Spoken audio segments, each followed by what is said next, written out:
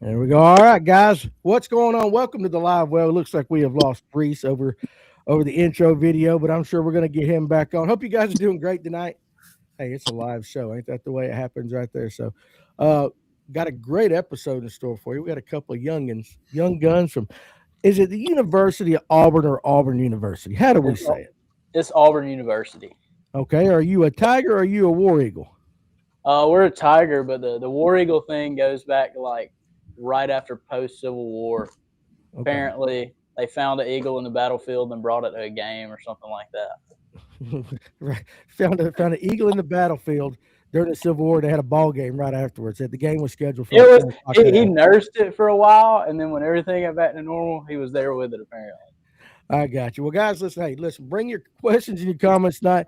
I'm gonna go ahead and introduce Will Gully right there. It's Gully, right? I yes, want to sir. make sure it wasn't French, and I'm supposed to say like goulash or something because Dave's from like Louisiana and all that down there. They got really weird um, pronunciations and all that. Dave, can you text Reese and tell him Yeah. he's in the Oh, dark y'all don't here? see me. No. I hear him. I just Oh heard him. shoot. We Here, can't see I'll you, leave Reese. I'll leave and join back. All right, we'll do that. So anyway, guys, hey, listen, this is live. This is the way it works, right? Um, there he is. Let me add the young man back to the. No, you're still in the dark, buddy. I think you got you, Reese. Yeah, there you go. You're gonna try it again. Anyway, anyways, what happens when you get them Alabama boys over here on that? Will, while we're waiting on Reese to get his camera situation, we'll go ahead and talk to you. Tell us a little bit about what grade you're in, what you're doing over at Auburn University, and a little bit about the fishing team. Yes, sir. I'm a junior at Auburn, majoring in agricultural economics, and our fishing team, it's set up a lot different than anybody else's is really. Like a bunch of them have coaches. I know Montevallo has one.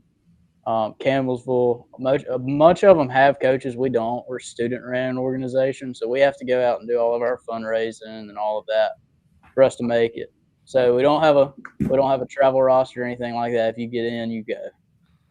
I got you. Oh, I forgot to turn my daggone light down from. I was tying jigs. My eyesight's so bad. I have my light on bright. I'll fix it, boy. Sorry about that. Somebody in the comment section has already said, "Go dogs, go dogs." I knew it was coming. I just didn't know how long. Where are you from exactly? I'm from a town in West Alabama called Demopolis, so about 45 minutes from Mississippi, Exit 40. State. Yes, sir. Okay. There's a little truck stop there with a dog park. That's halfway from Georgia to Louisiana. That's our Is that where the stop. Tom Bigby River is? Yes, sir. The Tom Bigby and the Black Warrior run through Black Demopolis and they split. Yep, I Yes, fished there once.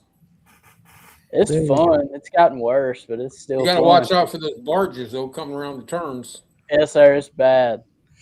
Can y'all see me now? We can see you now. We can see All you. right. It Perfect. was better when it was black, but we can see you now. Reese, how you doing, bud? I'm good. I'm good. And now, Reese, for those of you that don't know, Reese has been on before. Dave, how long was it? Reese, what, year and a half, something like that? It was a Christmas break last year, I'm pretty sure. I think it was the week before school started back. So like the week of the 5th or 6th, whatever that would have been. Yeah. That's right. So I'm glad to see.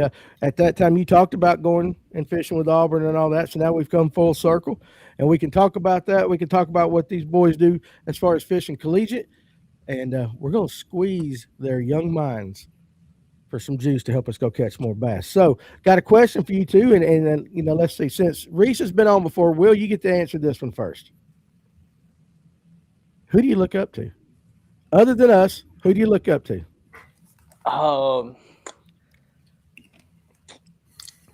I see. I'm into all the old stuff. I throw a lot of balsa. I look up to David Fritz Okay. more than anybody probably, and I mean, my parents and such. But on the fishing side of it, David Fritz for sure. All right. I didn't have that on my bingo card. All right. What about you, Reese? Uh, I don't really just have one guy. I just kind of like watching it all. Really take it all in for a little bit from everybody. I got you. Hey, listen, there's nothing wrong with the variety, all right? It's a spice of life. Now, Will, how would you describe yourself as far as a fisherman? You a power guy? You a finesse guy? What are you? I'm a power guy. I like close combat. afraid. I want to be in the bushes. I like cranking too. I like deep cranking a lot. And then over the last 2 years, really gotten into the live scope stuff that everybody hates because you have to keep up. Right. Well, I mean, that everybody hates because you have to. I like that. Reese, I already know the answer, but just for those that didn't get to watch the last episode, how do you describe you? Yeah, I'm a big offshore guy. Being from Gunnersville, I mean, I love fishing offshore grass flats, ledges, brush piles, stuff like that. Yeah. I like it. I love to throw chatterbait. My favorite thing to throw is a jerkbait, whether that's just blind casting it at a point or scoping with it. That's my go-to. That's your go-to. They were throwing the bladed jig a little bit. What did JT kid? He calls it the vibrating jig. Yeah. Yes. The vibrating jig. They were throwing that on Gunnersville today, and I know you guys were at class, or you're supposed to be anyway. Did you get to watch any of the action today over there, the BPT over on Gunnersville? Yeah, I probably watched 3, 4, 5 hours of it today. I had a long break in between my classes, so went and got me some Panda Express and watched some fishing. Express. What about you, Will? I watched probably about an hour of it on my lunch break.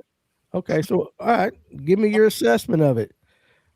It looked like the guys that were hammering them, you know, kind of like what they expected. It's Gunnersville right now. It should be hot. Yeah, so I kind of figured this out a little bit over the break, and I'm glad a lot of these bigger largemouth are feeding in the creeks from like daylight to like 10 a.m.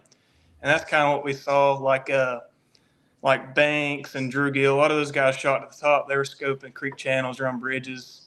And that, like I said, it's a real short window. If you can get on it, it gets fast and furious quick. A lot of 3 to 5 pounders. And then in the afternoon, a lot of guys started moving the grass flats, fishing isolated grass clumps, chatterbait traps, typical Gunnersville springtime fishing. Right. Was there one guy that was doing stuff like of all the guys that were fishing today, Reese? I'm gonna start with you on this one. Did you recognize spots? Did you recognize like I do the same thing in this spot? I'm sure Dave's shaking his head, so I know Dave probably had some. What about you? Yeah, there was a lot of those places. I wasn't too shocked to see a lot of those guys there. I was really surprised by the leaders from this morning being at Goose Pond Bridge. That's normally not as big as a player as a lot of people think, but I was shocked to see them there. And then Jeff Sprague, the leader right now, he's fishing up around BB Comer. That was not a surprise at all. That's a very historical spot. A lot of tournaments are won down that stretch. Okay, what'd you think about it all, Will? I had the same thought that Reese had about the Goose Pond Bridge. I was not expecting that at all. And the BB Comer thing, I feel like that was going to be a given that somebody was going to be up there doing that. Okay, on TikTok, Atlanta Safe House, how you doing tonight, bud? Appreciate you joining us, Martin. Browns Creek domination. There was a little glimmer this morning, right at daylight. I think Jacob Walker was sitting there. I think he's in Browns Creek a lot. I see him in there a lot of days out there. But I think that's more of a morning time deal. I could be wrong. It could hold later in the week, especially get some sun. They'll hold around the riprap. But from what I've seen past few weeks out there, the creek channel deal has been much better in the mornings versus the afternoons. You know, one thing, this I still cranking and yanking. Will, I don't know. He is our resident anti-scoper dude. And we love him. But one thing I noticed, I got to watch it a little bit, and Dave, you can kind of jump in on this too, because I know you didn't get to watch a lot of it, but you got to see some of it. That some of the guys were just hammering them when the scope was off.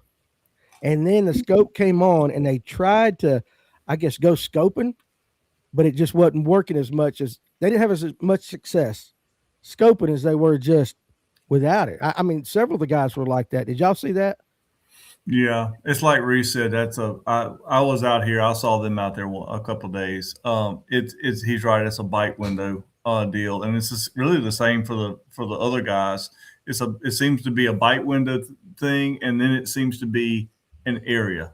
And that's something that I've seen. I know Reece has seen. I don't know about Will, how much he fishes up here, but a lot of times these fish will group up in big groups in an area. It might be 3 or 4 or 5 acres, but they'll group up really thick, and you'll fish for a mile and hit nothing. And all of a sudden, you'll just catch them and catch them and catch them and catch them in just a certain little area. And you go another 100 yards past that, and there might not be anything. Yeah, a lot of that has to do with just holes in the grass, your hard spots, or Yep. the way maybe the current will hit a patch of grass. And that's just typical bar fishing. Just go till you get a bit, and a lot of fish, especially this time, you're going to congregate together in these areas. So, Or where bait's been pushing up. You know, a lot of them I saw, like Montgomery, he never turned scope on, and he stayed in that wind pretty much Along every with, time I pop on and see him. Alton Jr. was doing the same thing. He was in the back of all reds, very historical spot as well. Just catching them. He's intercepting them as they're starting to try to get in the back of the creek. So again, now I've been to Gunnersville one time in my life, and Dave took me over there, and so listening to everybody talk about the grass and all that, I'm trying to absorb it all. I know we had Mikey Balls on last week. He fishes Gunnersville a lot. He was talking about reading the grass, yada yada, all this. JT on the live when I was watching, kept talking about, I can't remember the exact term, but it was like fresh grass, green grass, something like that. Will, what does that exactly mean for somebody that's not familiar with a grass lake like Gunnersville? See, with the Gunnersville thing, there's so much of it. You're just looking for what puts off more oxygen, in my opinion. I think the bait wants to stay around stuff like that more than they would the dead stuff. But when it comes to grass fishing like Gunnersville, because you've got so much undergrowth with all of that grass. I mean, like Mr. Dave was saying, you're looking for that 100-yard stretch that you can get bit in. And I think they're holding up in that greener stuff that he is talking about that comes up a little bit higher, and you may have shell running into it, stuff like that. And a lot of times on the fresher, newer grass, when it first starts to grow, it's harder. It feels like a lot more dense on your bait. Like if you're trying to find green grass and you maybe don't have electronics, it'll be like the fresher grass is harder to get your bait through. It's like it's stickier in a way. Like you can definitely feel a difference between fresh grass versus dead grass pulling a trap or chatterbait through. The dead grass feel a lot mushier and have a lot more give when you pull your bait up through it a lot of times. Okay. On TikTok, Martin said the red jackhammer was a player. So a couple of guys, I forget, somebody was throwing. I couldn't tell if it was a trap or what, because he was going so quick, and I was tying jigs, looking up, but he was working. But it was a reddish color. Now, did you guys notice that a lot of guys had that? Was that the main color if they were fishing grass today? Chatterbait, I saw the orange, the historic orange. Yeah, orange red. One of them had an orange, one of them had a red, red orange, black and blue. Yeah, black and blue. I saw green. I saw some green pumpkin with some shad mixed in there with it. So they bite it all up here, man. It doesn't matter a lot of days on Gunner, so it's more area and what you got confidence in. Oh, okay, that makes sense. Now y'all keep saying Goose Pond, and again, I know one boat ramp because I've only been there one time. How far, Dave, is the Goose Pond thing from where we put in? 40 miles, 30 miles. Oh, hell, so we wasn't nowhere near it. Yeah, it's probably 30 miles up there, Reece? No, I think it's like 21. That's it. Okay, Jake Par 4. I do. Well, I said this is on TikTok. He says Reece is the man. What's so up? there you go. And so appreciate you watching on TikTok tonight. And hopefully TikTok won't kick me off. Do what now? So he owns Tiger Rods. Okay, I got you. If you guys were going out tomorrow, given what you've seen today, Will, where would you start on Gunnersville, and what would you start with? And then Reece, I want you to answer the same question as soon as we're done. As soon as Will's done with his, where would you go and what would you start with? I'm not the greatest on Gunnersville this time of the year, but with all the stuff that's going on, I know that there's always fish out there on that mink flat where that grass comes out that will eat a chatterbait. That's probably where I'd go. I mean, that's where I'm going to check 100% of the time when I put the boat in the water down there. Okay, what color? See, I like green pumpkin with a little bit of red. Okay, and then we might as well go ahead and ask this because somebody's thinking it in the comment section. What would be your chatterbait setup? What rod and reel you throwing it on? What pound test? I have a custom built rod that I built. It's a 7.2 medium with a little bit more backbone in it, but I throw it on 12. I know some guys throw it on 15. I throw it on 12 Sunline, FC Sniper.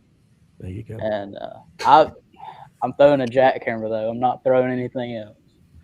You like the jackhammer. Okay, vote for the jackhammer. I got you. All right, Reese, what are you doing tomorrow morning?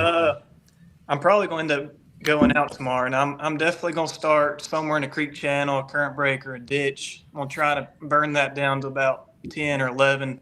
As soon as I start seeing the fish start to lay down on the bottom, they get a little stingy. They don't want to go chase the bait. And then once the sun gets up good, I'll probably slide up to a grass flat somewhere close to the river, maybe halfway back in the creek. But definitely going to be throwing a chatterbait trap or something along those lines. Okay, got Martin's got a question for you, Reese. Do you think the Goose Pond deal is just because of the release of fish in that area so often?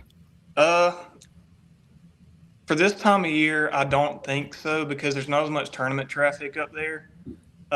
Historically, upriver in the early spring, it just tends to be a little bit better on average, especially the grass fishing. There's a lot more fresher, greener grass on that end of the lake. It doesn't get sprayed, and there's a little bit less pressure compared to the lower end. And so I just think a lot of those fish feel safer year round, and they typically northern end of the lakes like to spawn earlier too. So those fish are just up there eager, ready to get fat and spawn. All right, Dave, I'll give you the same thing. Where would you go and start? From the last time I was out a couple weeks ago, I'd probably start around Seabold, or either there or over by the state park. And I would do the same thing. I would be looking for bait and scope early, and then probably pick up either a rig. I'd add an a rig in the mix, and a trap and a chatterbait, and start hitting grass lines, grass points. It's all offshore, but it's not deep. And try to run into one of those wads.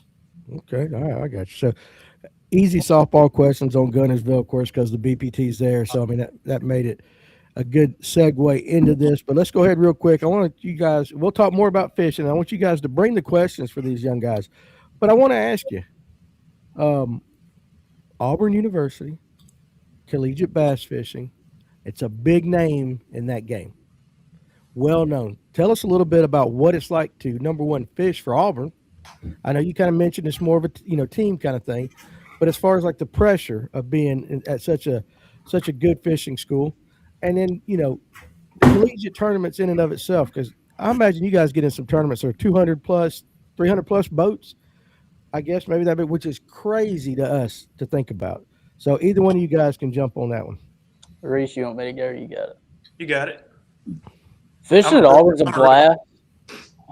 Fishing at Auburn's a blast. I mean, we travel to Bassmaster events with, I think this year it's like 28 people. And that's 28 college kids staying in a hotel or an Airbnb.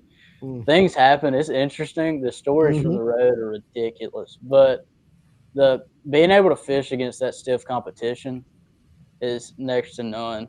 And we're somehow get blessed with the worst weather possible when we go on the road. And I think I will say this. When I came, I think a lot of guys feel this way. When I came into college and started college fishing, I was like, this is the same competition I've been fishing against forever. Now you got to buckle your chin strap. These kids are good, really good, and it's a wake up call. It is an absolute wake up call. I think I would. A lot of guys in every collegiate sport, they're the top dog on their high school team, or one of the top 2 or 3. They're the quarterback, they're the star. But then you get to college and everybody's as good as you are. I get what you're saying 100%. Reese, when you were on, we talked about this. We talked about you had fished at another college or whatever, and you were heading to Auburn. Is it living up to your expectations? Yeah, man, it's been great. I've always wanted to go to Auburn since I was a little kid. So far, it's really living up to what I expected. I love being on this team. It's a good group of guys, great leadership. Cardi runs a good team, so I'm grateful to be on it. Okay, I'm not going to ask you guys because there might be somebody watching about the road trips and all that, but we'll talk about that off camera. Will looks like he's more apt to put some of that out there than Reese. I know how Reese is. Reese is going to play it close to the vest. What's your favorite place to fish? And that's from TikTok. Go ahead, Reese. Other than Gunnersville, last year I got to go to Lake Seminole for MLF college event.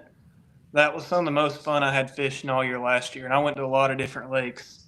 We went, I think it was like before a tropical storm or something. It was like 30, 40 mile per hour winds, crazy wind, and the fish didn't care. We caught 40, 50, 60 fish a day all week. It was a blast. So Okay. Seminole's probably my favorite place. I look forward to traveling to in the college series for sure. All right, good. All right, Will, what about you? What's your favorite place to fish? Mr. Dave's gonna absolutely turn his nose up at this. We had this conversation. Eufaula is my favorite lake. 100%. I'd go every single day if I could. I try to go at least 2 days a week. And why? I mean, what's so good about Eufaula to you? I don't know. Like the first few times, Reece had the same exact experience I did. The first few times I went out there, it was brutal and just miserable. And then I've luckily had a bunch of guys help me out. We fish all the time. My buddy Lucas Lindsay, he fished at Auburn. He was the Opens AOI winner this year. And me and Lucas have spent a lot of time out there together. I've probably idled that place for 600 hours. And I've just spent so much time out there that I've figured it out. I wouldn't say better than anybody else, but I love that place. I can go out there. I'll go out there any day of the week. I love it. There's giants out there. It's on the come up. I mean, the sheer amount of 6 and 7 pounders that are out there is ridiculous. Okay, I like it. Now, there's a question on Tyler wants to know, have either one of y'all ever fished Lake Lanier? I've been one time with the Terrible guide. A terrible guide. Oh, Dave took you? The Toys for Tots. Oh, was that he fished the Toys for Tots 2 years ago? I did. Showed up, donated my toys, and then watched everybody else weigh in some big bags. It was cold that day, though. I remember that. It was really cold that day. That's the only time you've been to Lanier? Yeah, it's the only time. See, that's just one of them days. But you got a glimpse of what Lanier can put out. Because, I mean, what we had, like 30 bags from 19 pounds up, something like that, Dave. It was incredible. Yeah, it's crazy. Yeah, we had under 18. No, I'm just kidding. We weren't. Will, you ever been to Lanier? I have not. I went up to Chateau on Thanksgiving break and was going to stop back by on the way back to Auburn, and things didn't permit, but I was going to go, but I have not been. Okay, Chattooga is a good lake. It ain't Lanier. It's a whole different world right there. Reece, our buddy Ken Pruitt, I knew he would be there today. Could you please teach me how to punch grass? Because Dave and I give up. That was that Sunday out there on Gunnersville. That was the most boring fishing I have ever done in my entire life, Reece. I hated it. I agree. I hate punching. He doesn't ever flip. Danny's not a flipper. He's a spinning rod guy. Yeah, see, you got to learn to flip first, and then you start punching. Yeah, I fish all right, the grass. Yeah, he's right. Punching takes a lot more. Just being able, you gotta be patient punching. I mean, like really patient. Yeah. Well, listen, it didn't help that we had a camera guy in the boat going, "Hey, can y'all catch a fish here?" What the hell, dude? I don't even know what we're doing. Punching on Gunnersville, you can go 500 yards and not get a bite. And then on top of that, you got to fight all the gnats, bugs, and it's. Now, luckily, we didn't have the bugs because we had that hurricane come up. Hurricane came through. Yeah, the camera guy's like, "Are y'all gonna catch one today?" I said, "Dude, I caught you 30 yesterday. What you expect? We've been here 10 minutes." Oh, I know, right? Seriously, it's crazy. Daddy on TikTok wants to know who has the yellow boat. I see them everywhere in Auburn. So, Will, you got a yellow boat. What boat you got? Dude, I have a 2012 yellow Triton 19XS. I love it. Hey, ain't nothing wrong with yellow. I like the color yellow. I miss it being yellow. It's wrapped now, but the trailer's still yellow, but I miss it being completely yellow. You can't miss that, though, can you, if you're going down there? Not at all. There's no high. I got it. Martin wants to know, what is the best point about scoping on the TVA? The best pointer that you can give him? I would 100% say be able to tell the difference between a bass and a trash fish. Confidence is key with the scope. And so just being able to pull into an area and know you're looking at bass is the biggest thing. Whether it's scoping grass, knowing the difference between like a group of crappie or bass or brim even in the grass, or offshore, you run into catfish, gar, you name it. Everything's out there on Gunnersville. So I can believe it. just having confidence in what you're looking at is the key. All right. War Eagle the best. I guess you know where he gets his name. The best school in college bass fishing. And then 2 comments down, he wants to know this. Do you guys party a lot at the tournaments? Now, you guys can talk about that. I'm going to go cut my overhead light on since my other light died. But do you party at the tournaments? And, Will, you're smiling. You can answer that question.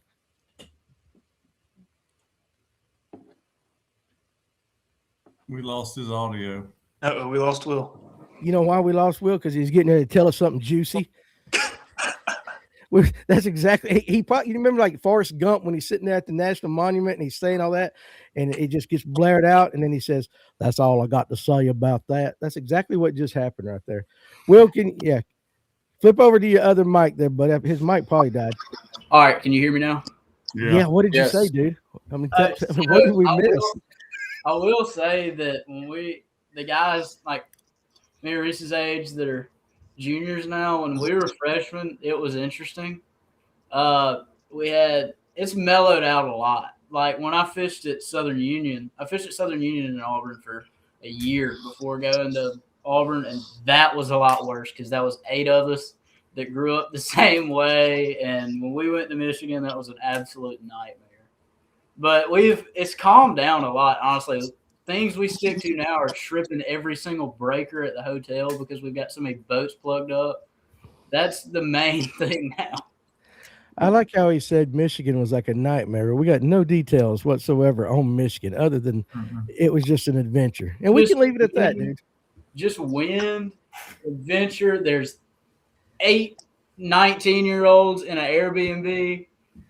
It was awful. It was terrible. We can just imagine from that point. All right, Ken, I want you guys.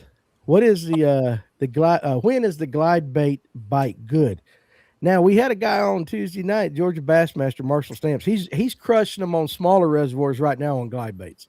I mean, just absolutely crushing some big largemouth. I would imagine Ken is probably thinking more along the lines of over at Gunnersville or those kind of lakes. So when does the glide bait bite get good on a TVA lake? I would say the glide bait is for sure always a player, with the exception of probably September through early October. And that's just the fact that a lot of the bass are feeding on 2-3 inch long shad. Any other time of the year, for example, a lot of the Sunday night tournaments from May all the way through early August are went on glides. People sink glides down to the offshore schools. And then on the flip side, in the wintertime here, a lot of these bigger largemouth are laying in the ditches. They're eating like 6 to 12 inch long gizzard shad. And you can easily imitate that with a glide. So I guess other than that small window in the fall, anywhere on the TVA, a glide bait is never a wrong bait to pick up. Okay, good answer. Now, what is your favorite glide bait, Reese? And then, Will, you can answer that as well. Oh, come on. I'm a cheapo. I don't have any of the nice ones. I throw the plastic Spro KGB.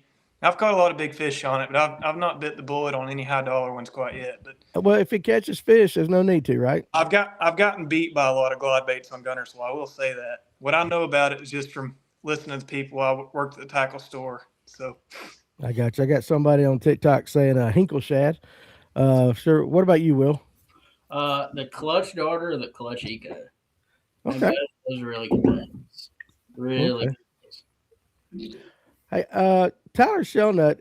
Now, yeah, Doc Holliday, they are very polite. They were saying yes sir, no sir before the show, and I was like, guys, y'all ain't got to say sir, but they're not going to stop, so we're going to let them do it. He's going to Kennesaw State, and he's doing a club sport. But they're trying to get a fishing team up and going. Maybe give him a pointer or two about finding sponsors to help get this team going. Maybe y'all can talk about that. I think you've got to reach out. I mean, you're gonna hear a lot of no's. It's gonna happen. I think ICAST was great for us this year. Actually, it has not been in the past, but it was great for us this year. We picked up a lot there, but I think you just got to be willing to light people's emails on fire, just about trying to get to them and trying to get an answer. And that's where I met you, right? ICAST? Yes, sir. That's what I thought. Okay, yeah. All right. What was you saying, Reese? Yeah, and on a smaller level, like I came from Sneed State, it's a small JUCO in North Alabama. we would even go to like the local like paint stores or small clothing store. It doesn't have to be a fishing brand. Any local brand that's willing to support you, local company. Mhm. We went down the highway, went business to business, car dealerships, restaurants. Anybody give us money, we take it.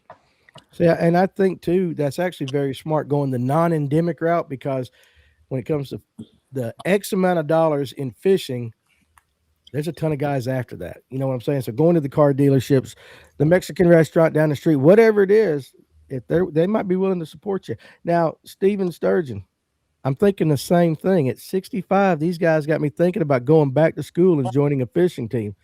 Could you see that? Hey, Kevin, you remember that movie with old Rodney Dangerfield going back to school? Give me more. What do you mean? It's when the old man went back to college. He was in frat parties, all that. It was Rodney Dangerfield. That's what it would be like if I went back to school. I figured I'm it was, not going back to school at my age. you wouldn't just for 1 year? Nope. Hell yeah. Yeah, you would. No, it wasn't. Yeah, No, I'm you would. retired. Yeah, Well, I'm going. I'm going. It's- Oh, This wealth of knowledge I have right now, shit. okay. We'll go with that for sure. Andy Anderson, what's up, buddy? Does Auburn wrap all the anglers' boats? Awesome. So many boats repping the school. Tucker and Logan Rock. Like to see Hayden Marburg go to the next level. But to wrap your boat at Auburn, what did you take? So at Auburn, we sell. So everybody's boat wraps have a different set of sponsors on it. You sell your sponsor places on your wrap, and we use that money that we make off of that covers the price of the wrap, and then goes into our school account for paying for hotels and stuff like that. Okay. So, All right. There you so go. just whoever wants to do it, but you have to sell your own spots. Fair enough. Y'all do got good looking uniforms and boats and all that. I'll give you props on that. Y'all do look good. Y'all might not be able to fish, but you look good doing it. This year's jerseys will look better than any of them. Really? Okay. Because I mean, listen, I'll be honest. At ICAST, you get the guys coming through with the teams and the colleges and all that. When you guys walk through, though, I mean, it's like, okay, that's Auburn. You knew, you represented yourself. You look good doing it. And I think if I was writing a check, I would want to be represented well on a good boat. You know what I'm saying? A nice wrap boat and all that. And you guys do a really, really good job with that. So props out to you for that. Have you ever fished in the back of Barber Creek, Eufaula? 100% is what Patricia said. They're just shaking their head like, yeah, we ain't going to talk about it. But yeah, I'll talk about it. I mean, I don't go to Barber much, but I have. Went down there not too long ago. Last week, it was weird. The bucks had already pulled up because the weird weather we've had. You could go in the very back of any pocket and catch 20 to 30 12-inch fish anywhere on Eufaula. And I slipped up in there last week. You good now, Reece? Yeah. I wish you straighten up. You're about to make me dizzy. I know it. I'm about to pull up. You know what was funny? You said that, though. When Mikey Balls was on, he was talking about fish being shallow. He knows they're not spawning, but almost like they're up there very much pre-spawn, getting ready Real to spawn. shallow, yeah. Real shallow. He said that the other night. Are you guys, either one of you guys, okay, when it comes to braid to fluoro, what knot do you tie? Are you an FG snob like Dave? And would either of you have the ability to teach a man with sausage fingers the ability to tie the FG knot? Or do you tie something, like the Alberto or something like that? I tie the FG knot. My senior year of high school, I kept fiddling with different kind of knots. They kept breaking. If I'm in a tournament, I'll tie double uni. But what I was going to say is my senior year of high school, my class started slowing down. I took a spool of line with me. And in between, while I was sitting in class, I'd sit there and just practice FG knots. I had nothing better to do. I was ahead of my schoolwork. I practiced a couple days in a row, FG knot, FG knot, FG knot. And finally got it down. So that's if I've got time to tie it, that's 100% what I'll throw. What do you, okay, let me ask you, did the teacher ever just go, Reece, what are you doing? Nah, they knew I would bring my boat to school. They knew I was pretty much all about fishing. So I got you. Will, what do you tie? I tie a uni because here's my thing. I get the appeal of the FG, but when I break off, I don't want to spend. With me, it would take me 15 minutes to tie the knot. I'm just not. That's not happening for me. I've seen Reece tie it really quick though. I watched Reece tie FG dot really quick. Some guys can do it. I cannot do it. I want to tell you how it helped me. This is what helped me because when I first started trying to tie it, I was trying to tie it on with spinning, 16. I throw 16-pound braid to 10-pound leader almost every day. I went to 40-pound braid and like 17-pound. And number one, you can see these glasses. I can't see, so I put these on. I could see the knot layout. It made sense. So it's a lot. If you're trying to learn it, it's easy to learn on the bigger line. And then once you learn it, it's really not that difficult to tie. Sure, it's not. Yeah, sure, it's easy. It's so easy. What's y'all's opinion of Jeff Brazil's home lake, Pickwick? You ever fish Pickwick, and what do you think about it? Man, I love Pickwick. I've caught a lot of big fish there, and it fits the way I like to fish really well. I like being able to go up towards the dam, fish current, or slide down lake, fish offshore, stumps, ledges, current breaks, you name it. I think Pickwick's got it all. Have you ever seen an Allison going about 120 down it? That might be Jeff. Jeff, ain't that what you got? I think he's got an Allison. He does got an Allison like that. All he talks about is that cruising around 97 miles an hour. What about you, Will? You like Pickwick? Been once, and the one time I did go, it went down at the tail race, and it was a lot of fun, but I just haven't been able to go back. Okay. Here's a good question from old Wacky Rig. Any tips for differentiating bass from catfish on the scope? So you got your target species and you got the junk fish. How do you tell the difference? Reece, if you want to go. Yeah, so a lot of times a bass will have a lot denser return on the scope. It'll be a harder dot, a more defined. If you got a Garmin, it's going to be more of like a circle for a bass, like a hard bright, just a blob. On the active target, it seems to be a little more of a vertical mark with a little bit of tail separation is what I've seen, like the difference between the two. Catfish and drum are very similar. They've got a little bit softer scales versus a bass, so therefore it's going to have a softer return on the scope. Okay. You want to add anything to that? Because here's what I'm kind of getting. Like, I noticed you really quick said, Reece, you do that. But when I asked you what kind of fisherman you were, you like the power stuff. You're a bank beater. Fair enough to say? Yes, but I have to scope now. It's fun. I enjoy it. I think with on my 32, they're a lot fuzzier. The catfish are a lot fuzzier unless they're facing you absolutely head on. Then you get that hard return off the head. But the rest of it's fuzzier. And sometimes you can get like kind of a little ray coming out of his back. It's almost like it almost has like a halo because I just got active target too. So I upgraded mine. So Reece, you'll be happy. It's on a 12. You can see. It's almost like if you shine a light in your eyes and you close it, you just got that halo around it. That's exactly what it looks like. That's what a cat. I learned it a lot better with active target too. Yeah, one more thing I'd like to say too, like especially with drum, catfish do it a little bit too. But one thing I've noticed, a lot of these fish will seem to have a downwards lean when they swim, especially like a big blue catfish or a larger drum or something. A lot of the trash fish seem to be more angled down that way when they're swimming versus a bass is going to want to stay more horizontal on the water column. There you go. Hope you guys are taking notes on that. That's a good little tidbit. On TikTok, Martin wants to know what size of braid to size of fluoro and length of leader. I guess we were talking about the FG nut. So just give me like a standard rod.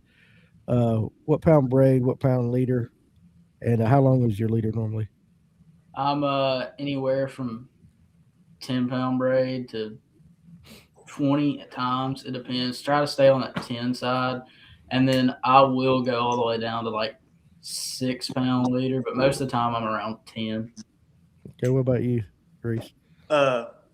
I'm kind of like Will on my smaller minnow setups, like my 2 to like 4-inch minnows. I use like 8 or 10-pound braid, whatever I got at the time, and that's often on that's either going to be 8 or 10-pound fluorocarbon. Then on my bigger minnows, 5+ inches, I'll normally throw 15 or 20-pound braid with a 12 or heavier pound fluorocarbon leader. And I like to run. I'm a short leader guy. I think the shorter leader gives you a little bit more control and feel for the bait. And so I normally run like anywhere from 18 inches to 3 foot somewhere in there. On the TVA, if I go to Smith or Martin, I'll go about a rod length of leader. Okay. I had so many good adult-oriented jokes right there, Dave, but I am going to be polite and nice to these Thank young you. men. I do have a Did you question see- for them. Have did you y'all see my tried? brain, though? I was like, Yeah, I know. Have either one of y'all tried the sinking braid? I've tried it. I You like like it. The only one I tried was the super thin one. I think it's like, it says 8 pound, but I think it's like really like 4 or 6 pound.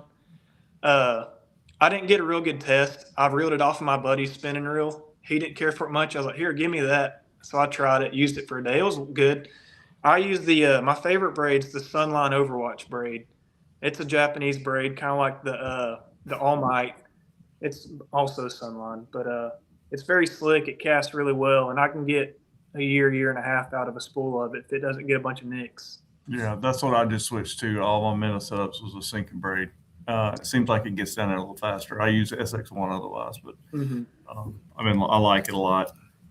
okay, very good. Martin says, awesome. Thank you for the answer. Guys, don't listen. You guys on TikTok that are watching as well, if you got questions for these two young men, throw them out there. I will ask them for sure. Let's see here. Let's see. He has a comment about the way he thinks your Airbnbs might have smelled like when all you 19-year-olds were out there. I'll just let you read that. It smelled a little bit more like hops and barley, probably. That was what I was thinking, more along the lines. Any tips for identifying bass glued to the bottom on forward-facing sonar? Any tips on that? It's a lot easier with a 34. On That's a a good 32, tip. like me and Reece run a 32. You can kind of see the little hump, but it's not as defined as it is with the 34. Yeah, a lot of times on the Garmin at least, it looks like you can't really tell that there's a bass almost.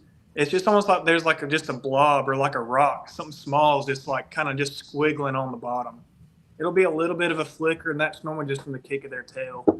It's pretty much all I think that is. Blinkers. Blinker fish. Yeah, it'll blink at. Yeah, the blink. Now, do you guys even utilize 2D anymore at all? Just out of curiosity. I do on the when I'm idling, looking for schools, brush piles, whatever. Okay. I've spent a lot of time this summer with side scan and 2D, so I've gotten a lot of confidence in it. Okay. What about you, Will? Feel the same exact way. Like I know a bunch of guys use down. I don't use down that much. I'd rather use 2D. I feel like I can see more. I get a better return when I'm scanning on 2D. Okay, so the reason I asked that question is for this. We've got a fella up here that he's a guy, does sonar installations. Jim Harmon, we call him LJ.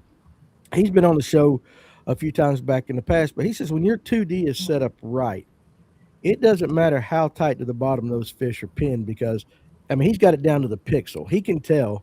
I was just wondering, do you have the same confidence with your 2D being able to tell a fish on the bottom? You don't. So it's that much of a difference to you. I see Reece shaking his head no. It does help. It depends, and I'm not a hummingbird guy. Reece is. I don't know about Will, but on the Lowrance with the right palette, I think it's palette 13. They look like green worms. Fish on the bottom look like green worms. Yeah. So like you'll see a fish on 2D and he's blue or any other color, you don't want to fool with him. That's little ones. That sucker turns green on palette 13 on the Lowrance, he's a good one. The guy that actually installed mine at Tactical Sonar, he's like, look for the green worms. Look for the green worms on pallet 13 Palette 13. on Lowrance. Lowrance. All right, Kevin, I was going to say, don't you have a Lowrance? Yeah, I run Lowrance. They've come out with a new active target 2 XL. Did you aware of that, Dave? Not before I ordered mine 3 weeks earlier. See, that's the way I had. Aware of it. Yeah, I think with these you can combine them and make a live 360 out of it. You can make live 360. You gotta have a second. You gotta have a second box. Yeah, that's gonna be a game changer for sure. Yeah. So 360 live. 360 live, and without having to spin and do all the stuff that they started out with. So yeah, it's got a 180-degree cone. Wow, there you It's go. great. I can't imagine the way Cranking and Yanking is probably shaking right now. Going, I'm gonna tell you, 2 is so much better than the original. It's Then one, yes. game It's changing. insane how much better it is. I don't want to name the angler, but Dave, do you remember me telling you I got on the boat after being on the boat with guy like Ryan? They all had Garmin's, and then that particular angler, had the original Lowrance, and I was like, it just like I couldn't tell what the guy was looking at. Was it you I was talking to about? I mean, I know I talked to a lot of guys Yeah, about I it. think so. And there's It was another awesome. guy that I'm not gonna mention his name on here. He is now is one of our friends is running Lowrance. And he told me a while back, he goes, that active target 2 is it's really legit. And like I said, for me, it's just I'm so familiar with it now. If one of these carbons takes a crap on the back of mine, there very well might likely be a 13 Apex on there just for side scan and all that. 'Cause when Reece and I go some, we did a couple trips this summer just in the afternoons when I got off work. I'm telling you, dude, a blind man can find them on side scan on a hummingbird. They pop. Lowrance, you got to know what you're looking for. It's taken me a long time, but we idle over school. I'm like, well, there they are. I mean, it is so much easier to see them on side scan. Well, since you guys are talking about it, Martin wants to know: can you notice a difference between a smallmouth and a largemouth on your scope on a TVA? I can once they're following my bait. Like on Pickwick, you can tell when you get around the smallmouth. Smallmouth, they're a lot quicker to shoot up after the bait than a largemouth. I feel like they're a lot more curious. Like More like a spot. Like a Yeah. spot. Yeah, when we went to Pickwick back in April last year, a lot of those big smallmouth are spawning in the down below Wilson Dam, and you couldn't see a lot of those fish. Guys are just throwing at boulders, getting their bait close to it, and then using the scope to then see the smallmouth shoot up out of the rock to grab their bait. A lot of times those largemouth aren't going to do it as quick. Largemouth will shoot after a bait. They're a lot more lethargic in a way. They're a lot less curious as a smallmouth. They want to, or I guess they're more curious. They really want to inspect the bait more before the smallmouth would. I got you. So what you're saying is, just to make sure I clarify for Martin, it's not the actual return; it's the action Movement. of the fish.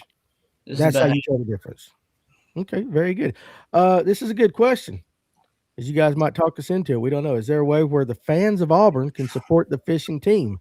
If somebody watching this tonight or tomorrow or next week says, you know what, I like them 2 guys, I want to support Auburn, how can I do it? And specifically the fishing team, because your football team's awful. bad. We want to sponsor one of the good teams at Auburn. So I mean, yeah. So how would they do that, honestly? Sponsor wise or donation wise, we have a donation link on Auburn's website, and then all of our emails should be listed on our website. You can email any of us, get into that, and look, we'd love nothing for y'all to come to weigh-ins or just hang out, cheer us on at weigh-ins. Are y'all going to the Classic this year? We are not. Okay. You going to ICAST again? Hopefully. I'll be there. We'll see if you're there. You guys, let's see. Oh, somebody wants to know right here. I like this one. Do you fish against Hillary Martin? I bet you didn't have that question on your bingo card the night before that, but do you fish against no Hillary? We have, yes, sir. Well, how'd she do? Don't really remember. Boy, that's a cop She's out. I have no idea. But there is a state I saw her senator. Gunnersville last year. That was it. He How is do I going to be a answer that? politician. 100%. Reece, I'd vote for you already. That was Well, smooth. she's going to be staying here in April. She gonna be staying at your house? Heck no, I got a girlfriend. All right, Will. Didn't they fish the Harris Chain event last year? They may, yeah, I think they did. Yeah, I don't know what they had, but pretty sure they fished the chain event last year. Scott gonna be there? Dave, Huh? is Yeah. Scott gonna be there? Yeah, Cass, Oh, Kaz Scott, is there. Kaz, and Y'all know Robert Kaz G. Anderson. Robert G. Okay, there you go. Listen at you. We're going Party to at cook the Dave's jambalaya house. and hang out. I know where you live. I might just roll up on that one. Coleman, good question right here. What's y'all's favorite jerk bait rod? And while we're at it, go ahead and throw in your favorite jerk bait while you're there. Go ahead, jerk back. My favorite jerkbait rod is a Duckett. It's a discontinued rod. I've got two of them, and they're a 610 medium Duckett white ice rod. It was a rod came out in like 2012, 2013, and they actually had a recall on them. And I got mine fixed. They had a reel seat problem, but I got mine fixed up, and I never put them in the box. They stay on my deck year round. So yeah, that's my go-to rod, my go-to jerk bait. I really like the 6 Sense 97s. I know people are real picky on my jerk baits, but I've caught a lot of big fish on that 97. If they're real finicky, I'll throw the silent one. But if they're not as aggressive, I'll throw the one with rattle, or I'll go to a Vision 110. Okay, what about you? I throw mine on a custom rod that's 7 even. I'll throw mine on a 7, but I mean, mine's the basic answer. Everybody loves a Vision 110 plus one, so you can't go wrong with it. You do need to change the hooks out though. Yes, put owner ST36. Immediately change the hooks out. Yeah, Okay. my guy Dave put me on back in the day. That's my go-to hook now. That's a hell of a hook, man. It is a good jerk hook. bait, I will traps, say- and top waters, especially. If you're around some bigger fish and you're throwing a larger size jerk bait, like a 120, 130 size jerk bait, I upgraded the owner STX. I fished a tournament on Gunnersville this fall. There was a lot of suspended fish, 2, 3, 4 foot under the surface. I went up to a 17-pound fluorocarbon and a 7-foot medium heavy rod. And when they would come up and hit that jerk bait, I'd lock down my drag and horse them in. I boat flipped a 6-pounder on a jerk bait this fall just because of those hooks. Yeah, they're good. There you go. Are y'all going to the fishing expo in Coleman this Saturday? I will not. I'm probably gonna go. No, there was a fishing expo in Coleman, but I mean, Yeah, there's an expo up there. Tony's going. I know Tony on our podcast going. Clint and I are going to the Bass U event up in Anderson. Maybe the snow will come in. We'll get stuck up there or something. Let's see. There was listen. I like questions like this because it allows us to really think. It's going to be the last one before we do Father Time. We'll do the question of the night after this one. But listen. Every once in a while, I like to have a little spicy question come through like this. How much of it is daddy's money to bass fish? Now, I want to go ahead and say this. I will never knock a father who has done well in his life putting his money towards his kid in any sport whatsoever. We all do it to a point. Now, bass fishing may be a little bit more expensive, but they do it in golf. They do it in baseball. We all do it. So I have zero problem with it. It's just, this is America. Everybody's had a chance to make their money.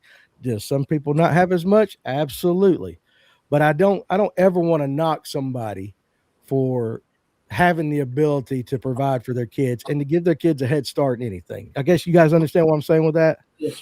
So just to be fair now, but I do get it. I mean, there are some haves and have-nots and all that, but I'm of the opinion that even if you're a have-not, if you've got the will, desire, and just the drive, you can make up that difference. yeah, man, So, like any other sport, just putting time in it will get you a lot of places. yeah.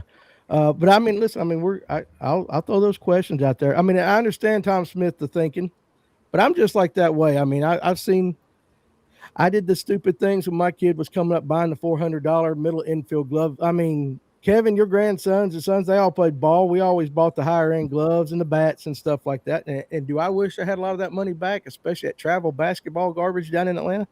Yes, I do. But at the time I did it. So, and I probably would do it again. One more question, because let's get this out of the way. Y'all believe in Bigfoot? I've actually got one in my backyard out here at the lake house. Okie dokie. There we go. I didn't have We got a big Bigfoot statue in the backyard. It's kind of a running family joke. So you got one of those. yeah, we're a Bigfoot family, I guess. There you go. All right. Will, real quick, do you believe in Bigfoot? I do not. I haven't seen anything that proves it in my mind yet. Okay, well, there you go. That's fair enough. All right, so here's what we're going to do. I'm going to skip on down, guys, because question of the night. Kevin had a real easy one the other day. He really let us down coming back after a 2-week break with that easy question the other night. But he said he had a hard one. I'm going to give away a Spro cover jumper tonight to whoever answers this question. So I'm all the way down at the bottom. I don't know what the right answer is, so Dave and Kevin, you'll have to help us out on that. And let's go. Let's shoot it. What's the question of the night, Kevin? Okay, you ready, Dave? Let's go. All right, we're going to get away from fishing for a moment. How many NFL teams had a fullback listed on their roster for 2025? And how many of the 8 teams still in the playoffs have a fullback listed on their roster? I'll read it again. How many NFL teams had a fullback listed on their roster for 2025? And how many of the 8 teams still in the playoffs have a fullback listed on their roster? 2 questions, 2 answers. All right. And so you guys keep looking at that. I'm going to hit a couple of these comments on TikTok while you guys are watching that. Scooter said, or mom's money. Hey, listen, yeah, we don't want, hey, listen, there's some very successful mamas out there. Yeah, I'm married to one. Yeah. Hey, listen, hey, do what you got to do right there. But there is a comment right here. My dad provides for me, but I have to keep my grades above an 85 to get to fish. And I mean, that's a good way to do it. Y'all just have to let me know on that. But appreciate you guys on TikTok watching and listening to that. What's the go-to minnow bait for getting bites right now? I'm a big fan of the new mooch minnow, the large mooch minnow. I caught a 8 even on Gunnersville 2 weeks ago on that bait. So right now that's my go-to bait. They're a lot cheaper than the Sakamata shad, so it's a good alternative if they're eating those 4 to 5 inch minnows. Okay, I like it. What about you, Will? I like freeloader a lot. I really do like freeloader? it a lot. So, have you guys messed with a minnow here over the last year or two that you just was absolutely like totally disappointed in? We always talk about the baits that do well. Was there one that you just like? Maybe not like it's the worst bait ever invented, but you know that you didn't like. You think people are wasting their time. If you can do that without messing with a sponsor or something like that. Oh man, there's been a bunch. I worked at GTO for 3 years, so I got to see a lot of minnows come in. I'd be one of the first ones to buy them when they come in. So I don't know, there's probably 10 or 15 ones I was really disappointed in. You don't have to name them, but they're out there, right? Yeah. The big thing is they got to have the right thickness to them. A lot of companies have the right idea. They got the wrong length. They're good and soft, but they make them too thin, which therefore don't throw any water when it rolls. And a lot of times on the TVA, like if your minnow, if just the tail just goes up and down, that's not really enough to trigger some of these smart, big largemouth. Yeah. I will say on the I found one. Ken ain't gonna like this, but I found one for like the herring lakes and stuff. And it's I found it at Hammond's. It's the I don't know what it's called. It's the Reaction Innovations. They bite that sucker. I would imagine like Martin, somewhere like that. I've caught a few on the mooch and a few on the freeloader, but they bite that Reaction. I forgot what it's called. But it's about 3.5 inches long, and they really like it. That's what we caught them up there at that benefit, Danny. When we were up there, everyone we caught on that thing. Talking about up at Blue Ridge? Yeah. That's the dumbest. Dude, y'all need to go up there. That's the dumbest fish I've ever seen in my life. If you got him within 40 feet of him, they were all coming. That's how they are on Martin. Stupid. No, wait a second. Bullshit, because we didn't do worth the crap on that tournament. I don't know. I ain't never been there, so I just pulled up to the marina and they were sitting up on the docks. Yeah, well, if you guys got on, I mean, we didn't go. We were you guys hanging around the marina. You all did well. We did not get on that dock, figure that dock bite out until later on. So I'm going to blame my boat captain. But Dave, I was noticing something. I think you need to get a studio set up with a fireplace in the back and one of them big stately chairs and a robe, because the way you take your glasses off, like every time you go to answer and everything, it's like you're about to give us a really intelligent answer. It's not nothing intelligent out of me, buddy. I love it though. Any of you guys use the Mayor? Yes, the Mayor's a really good bait. Crush City did a good job with that thing. It's good on an A-rig, good on a single jig head. I know there was a couple big bags on Gunnersville this spring caught on that on a underspin, belly weighted little weedless underspin through the grass. People throw it the same place they throw a chatterbait. If you get a slick, calm day, no current, no winds, a lot of times that little underspin will outperform a chatterbait on Gunnersville. Is that it right there, Dave? The little dipper? Is that no? It's not. It's something else. I'll pull It's it got up. the and same find it. body. It's just got a split tail and some little arms. It's the I know exactly what it is. That's all right. I got. I bought 2 packs of them. And I felt like it was the worst thing I'd ever thrown. Isn't it called and- a glitch? I don't know what's, but it's got they got a certain color. It's a green color. Gitsam's got a mayor tied on right now. He says right It's there. a scope shot. Scope shot. Kevin, has nobody figured out that answer yet? Nope, no one's come close to it. Okay, good. You guys don't answer it. I ain't got to give away nothing. But I'm going to give away. I'll tell you what. I'll tell you what. I'm going to give away another one for the first person that can answer this question too. So I'll give away 2 things tonight. It's like Oprah here. You get one. Everybody gets one. What the hell? Let's just roll with it.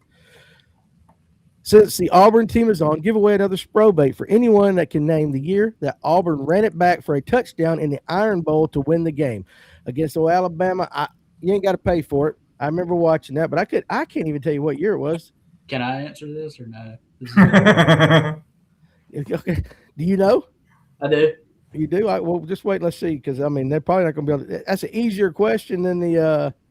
If you guys will just shoot me your, I tell you what, if you two will shoot me your, I'll get your addresses. I'll send you a couple.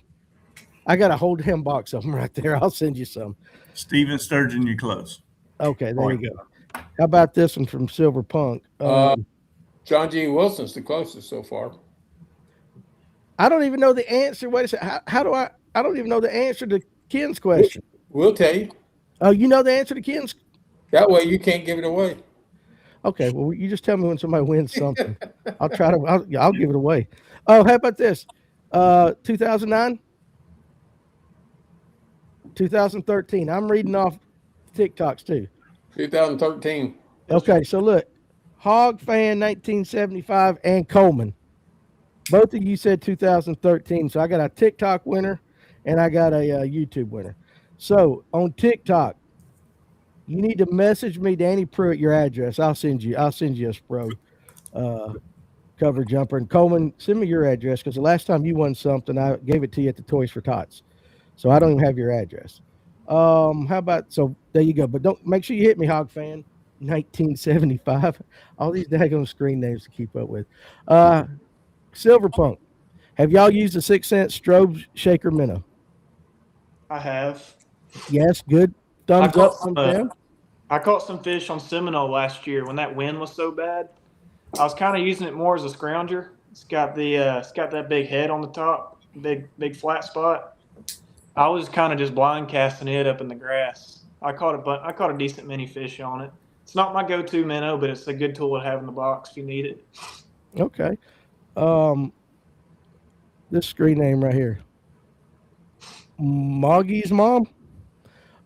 You boys like to catch fish. Do you like to eat fish? You guys like to eat fish? Now, the sushi thing, listen, you don't do sushi with freshwater fish unless you want to get some dysentery or something like that going on. So I do love sushi. I like it all, but you guys ever just fun fish and have a fish fry? You can go.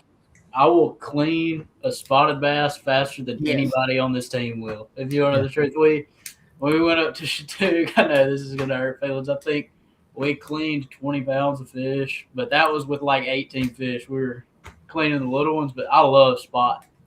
Spotted bass makes a mean taco. I don't care what I agree. I keep the spotted bass on Martin all the time. They taste better than the crappie here. Martin's pretty good clean lake, right? It's good deep clean lake.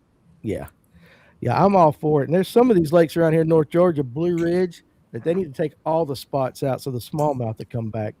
Y'all need to eat all of them. Still no winner, Kevin? Still no winners. This is great. All right, let's see. I will give it to Tyler. Clint, if you watch this later, make sure you remind me to take that. Silver Punk made some California rolls with drum. Don't eat no damn drum out of Chickamauga, boys. I can tell you right there. Don't ever do that. What's up, Mike? I'll read this one for you. The Cast Echo's been cashing checks the last 18 months. It's such a sleeper because we're a smaller company. Proud of that one. And that is true. You guys make a very, very good bait. Have you guys ever tried to cast? That is a great bait. That was when I first started scoping, like with a minnow. that was the first thing I really threw it. I love it. Okay, well, we might have to see a cat. Hey, Cast, why don't you send these guys some of baits? Let's see if we can get them a couple packs right there. He's over there going like, dang, Danny, I didn't want to give everything free. Let me ask you this. We're talking about all the scoping and everything. What's your favorite way to fish without the scope? Flip. I like throwing a chatterbait. I got 2 boxes flat full of those things. That's kind of my confidence thing, especially back home on Gunnersville. Okay, so you like throwing a chatterbait and you like to flip. I like flipping or throwing a crankbait. That's Okay. Okay, let's talk about the crankbait. What kind of crankbait you throwing this time of year? I'm a balsa guy, through and through. Why? It's just what I grew up throwing. I mean, I grew up fishing with my granddad, Bagley guy, real big Bagley guy. That's what we did, and I just have more confidence in catching big fish on balsa than I do plastic. I know that sounds crazy, but that's just the way I feel about it. Okay, I like it. Real quick, Cast Fish and Say Less. Hey, listen, I'll get their addresses, dude. Let's hook them up with a few, maybe some for the Auburn fishing team. Yeah, we'd appreciate it for sure. It is a great bait, and I'm putting him on the spot. He can't say no right now. How about this? Is the Morning Dawn jackhammer really a hot bait like we've been hearing? Yeah, it's a good bait. It's a really good bait. Okay, largemouth spots. What are we catching with it? I think all bass eat it. Do you really? You ever throw a bubblegum colored spinnerbait? Not a spinner bait. I've thrown some bubblegum other stuff. Well, I throw bubblegum worms, but I know there's several companies out there that got a bubblegum colored spinnerbait. And I mean, if you're throwing Morning Dawn jackhammers and all them pinks seem to kind of go together. I know bubblegum's it's not as pretty as a Morning Dawn. One thing a lot of the guys on Gunners will say about the pink is a lot of times when the drums spawn, when they first hatch, a lot of the baby drum have like a purplish pink hue to them. And if you fish around a lot of the bridges, you'll actually catch big largemouth with little drum down their throats. And so a lot of the locals, especially on Gunners, will really think some of the pink hue in the springtime is partly because some of these larger bass are eating on juvenile drum. That makes a ton of sense because if you hold a drum up like in the sunlight, it's just purple and pink. You barely can tell he's even brown. that's the first time, Dave, in the history of this show, somebody's actually told me something that would relate to the color of Morning Dawn in the water. I always ask what does Morning Dawn represent. At least you gave me something. Yeah, it's what some of the old guys back home say. But it makes sense because when I fished Chick, I talked about this a couple of weeks ago. When I fished Chickamauga, all the local guides down here, we had a little tournament up there. They said, go throw a Morning Dawn worm. Chickamauga's got drum and all that stuff too. And I mean, we caught bass on just Morning Dawn on worms and stuff like that. And I was always like, I don't know why it works, but at least you gave me something that I can at least wrap my head around as far as a color. So I appreciate that. Have you guys played with a jackhammer and a minnow at the same time? At the same time? I guess you use minnow as a trailer. Dad, when I'm fishing ledges in the summertime, my dad will actually throw all my expensive jackhammers out the back of the boat on the stump flats. He catches just as many fish yo-yoing the jackhammer in 25 foot of water as I do shaking a minnow with the scope. Really? Yeah, he caught an 8-pounder this summer yo-yoing a jackhammer, no scope, on one of the most community holes on the lake. I actually drove by him 70 miles per hour in my buddy's boat. He turned and waved at me. He said when he waved, one ate it, and he set the hook. It was an 8-pounder. It was a great big one. Yo-yoing a jackhammer, half-ounce jackhammer, 20 foot of water. Now, what time of year was that? August. This was after the ledges have been obliterated, super beat up.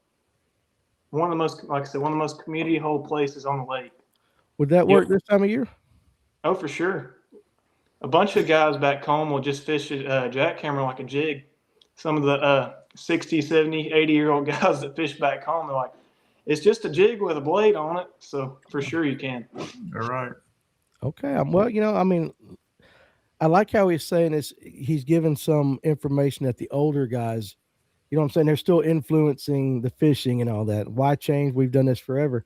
Can you work that yo-yo and basically similar to what you're doing with a rattle trap? Is that what you're talking about? The similar kind of action and everything? Yep. All right, there you go. Get some. Jig is the bait I want to fish more this year. Plus anything new already grabbed. Already grabbed that claptail. Now listen, we ain't talked jigs tonight other than a bladed jig. Especially you there, old power fishing boy over there. You like throwing a jig? I love throwing a swim jig. That was my bread and butter. Me and my best friend in middle school figured out how to swim a jig in like 2013 and just ran with it on every single community pond. And it was, and You then do we the Alabama shake? Alabama shake the whole time, the whole time. I love it. That's one of my favorite ways to catch them. I will say is swimming a jig, but I've done it for so long. It's I drag a football jig, I flip a jig, but swimming a jig is really fun. You see some crazy things swimming a jig. Okay, well, how about this? Give us your setup for swimming a jig, and then give us maybe one or two pointers on how to work it. That maybe some of the guys they don't know how to swim a jig and they just want to know. I throw mine on a 7-3 heavy, and then 7-3 to 1 gear ratio. You can go up. I know some guys swim on like an 8-1 to 1. I have, but you want to keep it high. I like to keep it high, and you just got to do your wrist like that the whole time. Never let up. I know it hurts after you haven't done it in a while or you've never done it, but once you get it down, the shape truly makes a difference, I believe. You think so? I truly believe that it makes a difference. In some scenarios, it doesn't matter. You could reel it past them and they would eat it. But at times, it definitely does make a difference. All right, then I'm going to ask this question. Why wouldn't you just throw a chatterbait and reel it fast? If that shake is giving off that action, or is the chatterbait too much? You just can't throw the chatterbait up in the stuff you can throw a swim jig in. Okay. It likes to get hung. The chatterbait will roll when it makes contact. Right. And then without the weed guard, especially like on the Coosa, a lot of the Coosa grass down in the roots is really hard. And if you throw a chatterbait up in there, as soon as that blade hit, it makes the bait want to kick. And you'll instantly just get hung up in the grass. Okay, fair enough. I like that. Somebody had a question about scents. We ain't talked soft plastics much tonight, but John G wants to know, do you guys use any kind of scent on soft plastic, or do scopers even use scent? I'm a big thump gel guy. I'm a believer in the thump gel. All right, what about you, William? I use thump gel, but not for the scent, or not thump gel. I use what's the other one? Bait pop. Bait pop. I use bait pop to find it sometimes if my scope's acting weird. Like if we have a solar storm, can't see my bait as good for some reason. A little bit of bait pop will help you. I'm serious. They acted like it was gonna be all this great thing, and it is. I was really surprised. But scent wise, we're sponsored by Pure Fishing, so we're Abu and Berkeley and all the Berkeley Max scent stuff. That I truly believe in that. I do with the Max set. I absolutely do. I think when they bite it, they hold on to it longer for sure. But that is the first time in 6 years that anybody has described their grass being affected by a solar storm or something on this. I never even thought about that, but I guess it holds true, don't it? It does. I promise you it does. I promise it does. Y'all can quote me on that. The next time y'all's graph looks absolutely terrible, just go ahead, get on your phone, and look up if we're in a solar storm. And we got a G4 solar flare heading towards Earth, guys. You better make sure your graphs are working right. Okay, listen, I can't tell you that you're wrong. I like it though. I didn't have that on my bingo card. Let's see. Try to catch up. Oh, y'all need to quit giving away their secrets. This is what this show is all about. Swim jig does come through a lot of cover much better. That Maxin is killer. Have you guys tried Tyler Williams' strategy with the rubber jig? 2 colors and 2 sizes. I don't get real particular on jigs. I've got a guy back home that makes a lot of my jigs. I really just grab one and go. I don't get too scientific on my jig fishing. What about you, Will? I get mine tied.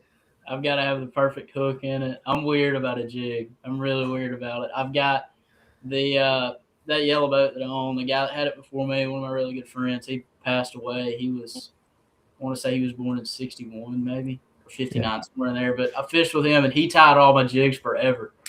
And he'd tie them. They'd be perfect. We experimented with a lot of colors that I believe truly work. And then the hook thing, and that's what I'm weird about with a jig. I'm weird about the hook. Okay, how so? I've got to have a gaff in it. I don't want I don't want a flimsy, floppy hook. If you can fit a jungle flipping hook in it, I want I got what you're saying. You like a beefy hook so you can cross their eyes. it. I do. Okay, that makes sense. But a lot of guys they're taking. I mean, I tie jigs and I try to put a really good hook in there. But a lot of guys will call up like, "Can you put a finesse jig in that?" And I'm like, "Why?" But they do. I get it. So I don't know why people are like that. Buzz baits. Do you throw them? And if you do, what kind? Well, you got it. I don't throw one much. I like that new Berkeley Riveter is really good. No sponsor plug, anything like that. It is really good. It is. And I also love, this goes back to the old school thing. I'm a booger man at heart. I love a booger man. Okay, I got that. Kevin, what you doing up there, buddy? I'm keeping track of who's still guessing and how close they are. Did everybody just give up? Everybody's given up but one or two. Is anybody close? We've had one answer correct, the second answer incorrect. And we had one guy that had the first answer right and the second answer wrong. Do you remember who they were? I do. Well, hell, tell them that. I'll send them both something. John G. Wilson was one and Trip G. Win 6644 was the other. Okay, so say that again. It was John G. Wilson All right. and Tripp, TRIPPGWIN 6644. It was 13 teams had a fullback listed, and of the 8 teams still in the playoffs, 6 of them had a fullback listed on their roster. Okay, so John G, I got your address. Let me know if that reel has showed up yet. You should be getting it tomorrow or at the latest, and then I'll send you another one of these. And then Trip 62859, whatever it is, hit me up on Facebook and give me your address, or you can hit me on TikTok, just straight up at Fish North Georgia. Figure out a way to give me your address, and I'll send you one too. So appreciate everybody playing. I done forgot the question, so I just let's just get a winner. Get some. Who was talking about using a jig as a drop shot weight? That was clever. Tried it. It didn't work for me, but that day. But gonna try it again. I don't know if it was these guys. Of course, not tonight. Y'all didn't speak about that tonight. It was on another thing. A lot of guys are using. They started off with like Ned rigs. That was a big thing. Like on a drop shot, instead of having the weight at the bottom, they just tied a Ned. I've seen guys do shaky heads, jigs, all kinds of things. Of course, everybody's trying everything. Have you ever tried anything like that, or any other kind of experimenting? Doing something just out of the norm, and you actually caught fish? Yeah, back home a lot of times, the dumber the better on Gunnersville places. They see a lot of baits. I caught some fish doing some crazy stuff this year. Kind of like I said, my dad throwing the chatterbait 20, 25 foot of water. Sometimes it's just throwing something a little different, something a little different will get you more bites. But I have tried the shaky head one in my pond. It looks a little goofy, but it'll work on some pond bass at least. I've not tried it in the lake. May have to do that. That's where I've seen it. Kind of like electric only reservoir, smaller. I've seen it do like a shaky head on the bottom and a drop shot hook with a worm up above. Yep, I've actually seen guys Texas rig it and catch fish with an old monster on the bottom and like a drop shot worm right there above it. Will, what about you? I've experimented with a lot of stuff. I know you probably in Michigan at some of them frat parties or whatever you were doing.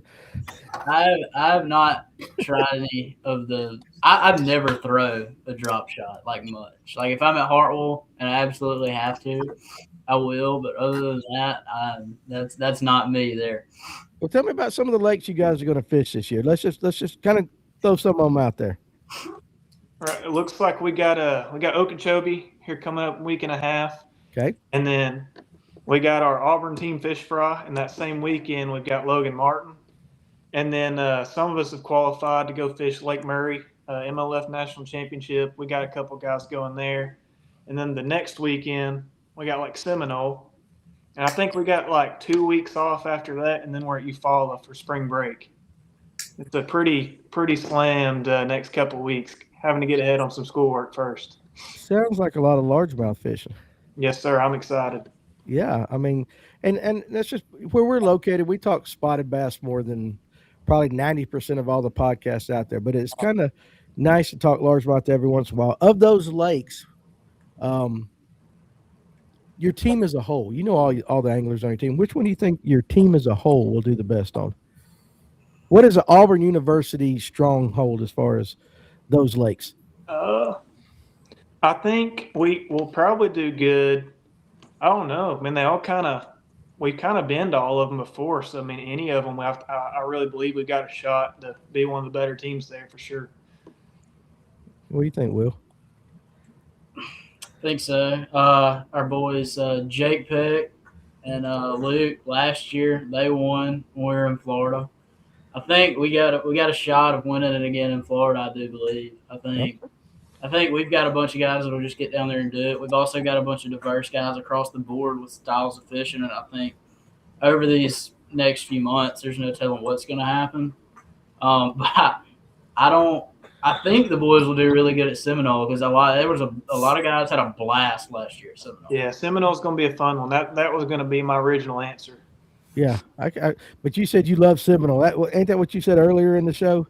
Yeah, it's like if you took Seabold on Lake Gunnersville and just filled it with a bunch of timber, that's Lake Seminole right there, plus some current. All right. Do you guys have any friendly or not so friendly rivalries with other colleges? This is for me. I just want to. You ain't got to call them out, but is there some of that goes on? I think there's a given there. I don't think you have to ask that question. You know exactly. Probably do some research. Do you like to take part in it? I'm a rookie, so I've not had nothing yet. All right, Will, come on, tell me about it. I've not had anything crazy happen. I think it's just a mutual thing. It's not we're nice to each other, but we're at the end of the day we're there for one reason. Yeah, and that's to whip up on you. I like it. Hey, listen, I like it. Does it get as It probably can't be like football though. I don't think anybody's going to kill anybody over it. I don't think it's like the Iron Bowl by any means. Yeah, ain't nobody going to jail over the fish. Well, you never know these days. That is true. You never know. Hey, you can't say the word flimsy and floppy to Danny. You'll hurt his feelings. Not that gum cranking and yanking. I put beefy hooks in my jigs, buddy. How about this? Will, are you also meticulous with trimming your jig skirts and your guard? Do either one of you guys trim your weed guard? I do not trim my weed guard. I do not at all. I don't either. I'll take my weed guard off sometimes. Oh, really? Just like on a straight Arky style jig? If I'm fishing a lot of shell where there's not a lot of stumps, like ledges in summertime, and I want to put a bigger trailer on the back, it changes the fall a little bit. It can sometimes it can make a lot of difference taking away that weed guard sometimes. I'm not gonna go into detail, but there's times where it for sure can be a big player. We'll talk after the show. Yeah, if I expand on that, some people may get angry. 100%. You can count on me to keep quiet. Dave. Yes, sir. Kevin. Either one of you guys, I know we probably talked about it. Y'all trim your weed guards or anything like that? Yes. And how do you trim yours, Kevin? Just to the back of the hook where it comes bound. I make sure it's not any longer than the back of the barb. Okay. Dave, what'd you say? No, I don't. The dirty jig's got a pretty good weed guard in it. That's the one Is it a medium? Huh? Is it like a medium, the dirty jigs? I put the medium in our jigs just because they're so it's hard and soft. It's real thick, but it's not overly stiff. Now, the little special jig I throw, I do tweak the weed guard on it. So, Will, you have to get that out of Reece. He likes that little jig. No, that's the secret bait right there. It's a good. I do have to play with the weed guard on it and fan it out and all the things, but that's a dynamite little jig. That bait qualified me for the national championship, so I'm glad to have that thing in my boat. You're welcome. Dave, do I know about this? Nope, you're not going to either. You talk too much. Hey, I can't do it. Ken Pruitt showed me. I got the guy's name. I'll get it out of Ken. No, you won't. Yeah, I will. It's pretty funny. This summer, some guy, he likes to come in and talk a lot of trash. He's like, y'all boys check out this jig. He's like, I know ain't none of y'all got this thing. And I'm like, man, I got a boat full of those. What you talking about? Go put them things away. Don't let nobody know you got them. Yeah, he had got them from another state and was trying to show off this real unique jig. I was like, I've been having those. Come on, man. There you go. So Ken's going to be at the Bash U event up in Anderson Saturday too. So I'll make sure I'll sit at the table and embarrass his ass until he tells me the jig and all that. There's a way I'll get it out of him. That's a good one. How about like Nico, shaky heads, anything like that? We ain't talked about that night. Either one of you guys like throwing those style baits? I throw a big shaky head a lot. Like if I throw like a half-ounce shaky head. Why? Why? I just want to why. I want it glued to the bottom. I guess so if you're throwing a half ounce. I like being in the mud anyway. So I mean, I can get away with it. I'm gonna do it. Okay, all right. So like even with jigs, like when I go up to a half ounce and heavier, I do feel like, and a lot of guys talk about this, when they're pulling it and all that, they feel like we're just doing nothing, but we're in the mud. We're pulling up the leaves. We're doing all this stuff, and it just takes away the feel. But you just said you liked it. So why are you liking it and we don't? I'm just gonna say this. If you feel like you're dragging mud, 8 times out of 10, you're not in the right place. So I'm gonna keep my mouth shut. Did he give us enough right there to let us know what he's talking about? Yes, sir. I'll explain later. Yeah. Okay. I think I know what he's saying, but all right, what about you, Reece?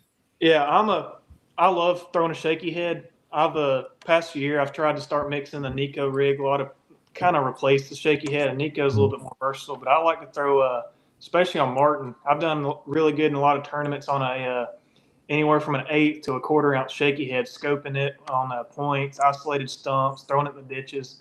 Shaky heads got me out of a lot of binds in high school fishing and college fishing too. But Nico rig's starting to become a really big. Oh, he lost me again.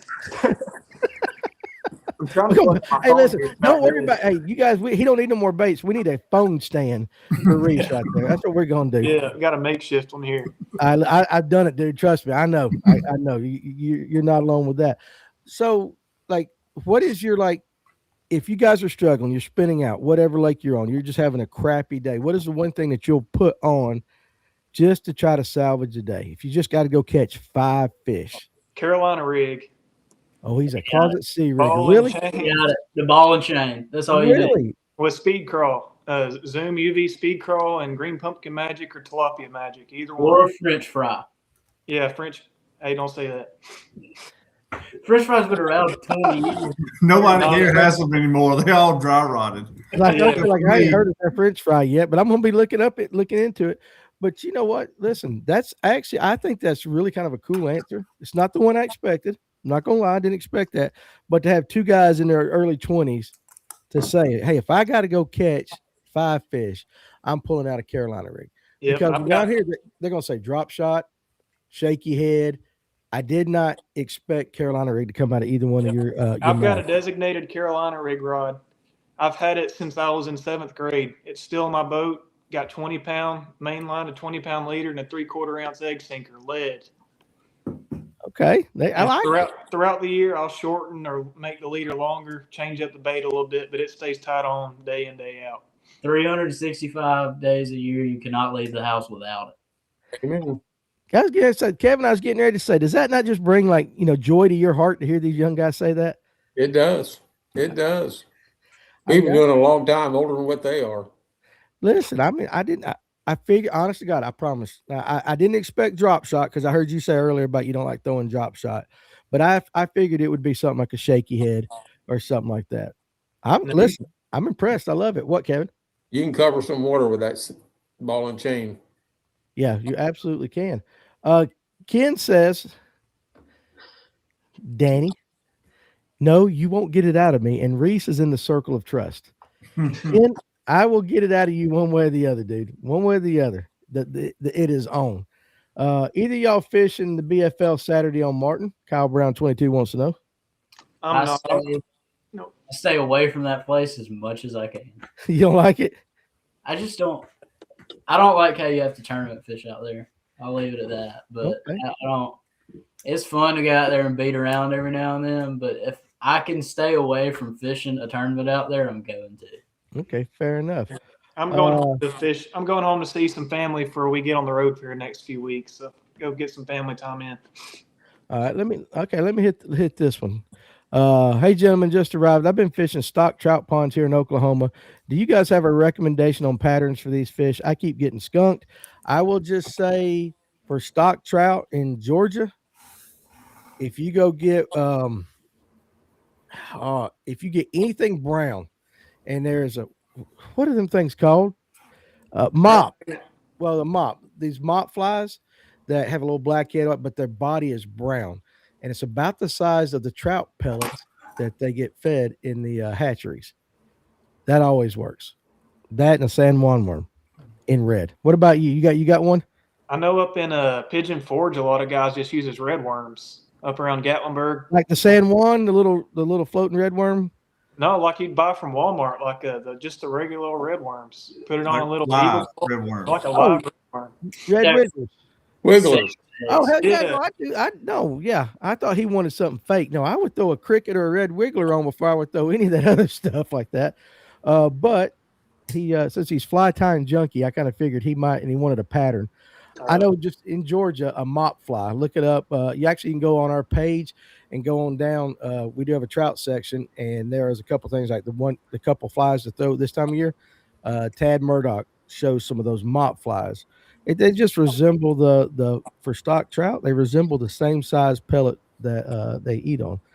For trout, throw a rooster tail on an ultralight spinning setup. Silverpunk said, "Yeah, but I think he wants a." He's definitely keeping it artificial. This is a bass show, but we do dabble in the fly fishing. I'm terrible at it. You guys like to do anything like that, fly fish, or anything different than bass fish? Like, or what do you do when you don't want to bass fish? I've got a fly rod, but I've also got 6,000 size saltwater spinning reels. I do it all.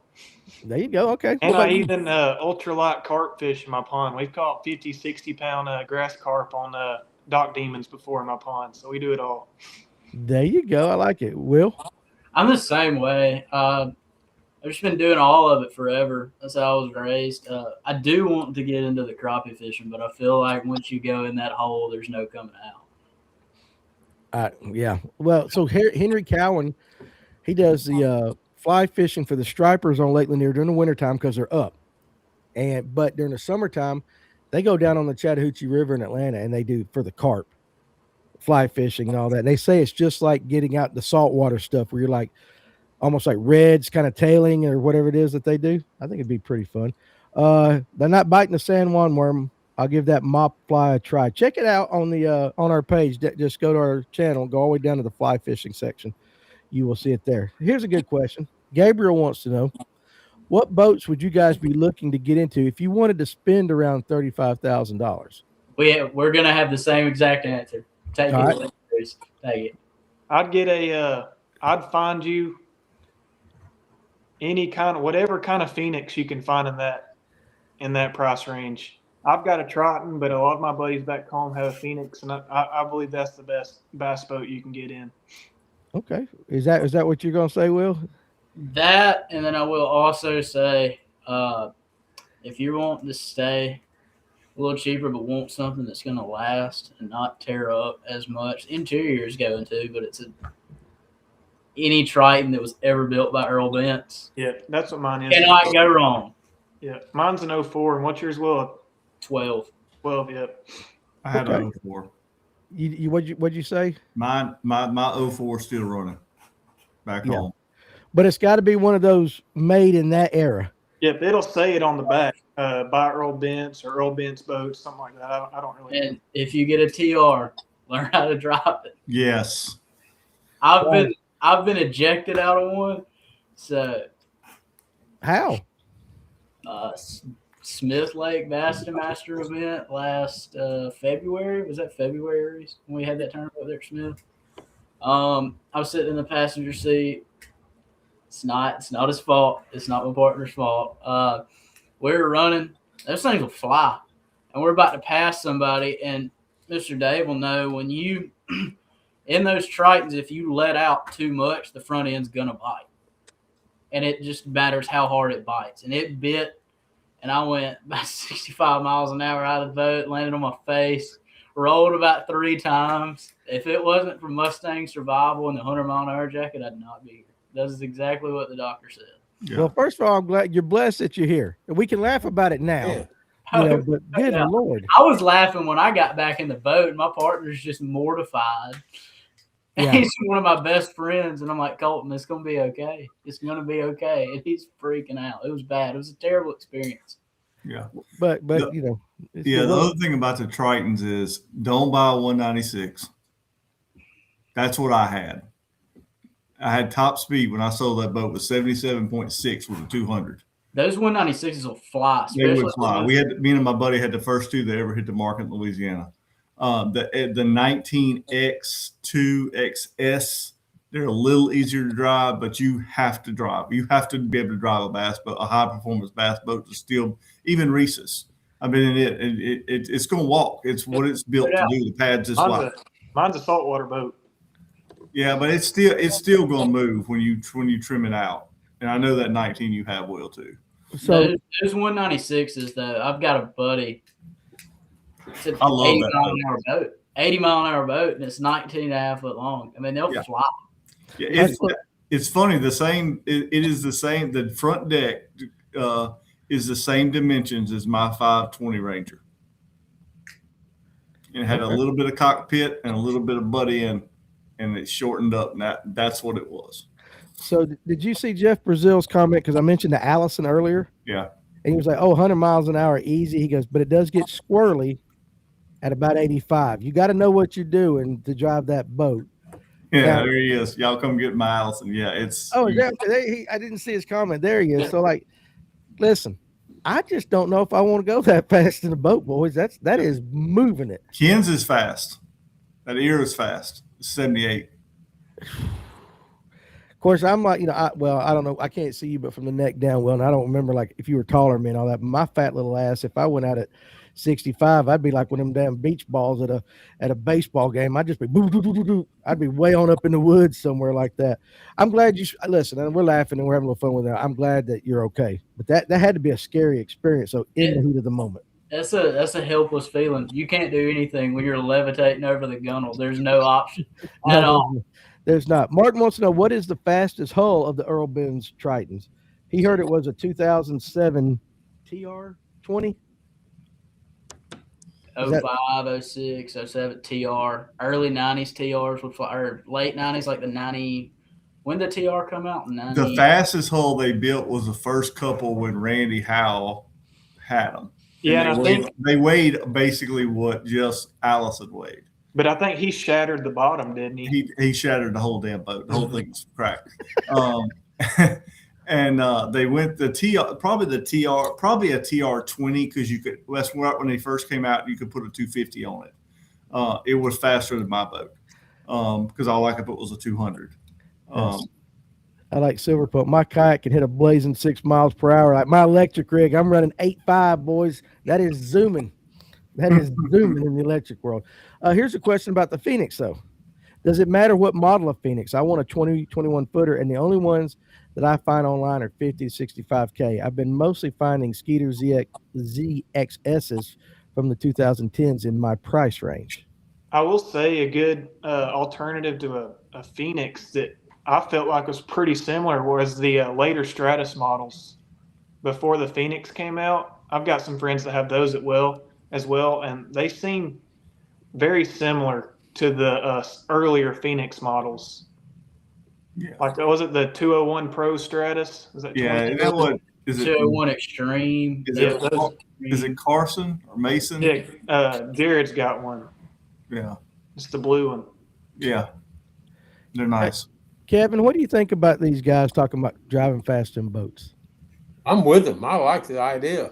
Do you like it? Seriously? I run a Ranger, so I don't have to worry about it, but that pedal's all the way down. What's the fastest, Kevin? And I'm not saying you're old. I'm just saying you've been around a while. What's the fastest you've ever been in a bass boat? Oh, gosh, probably 72, 73.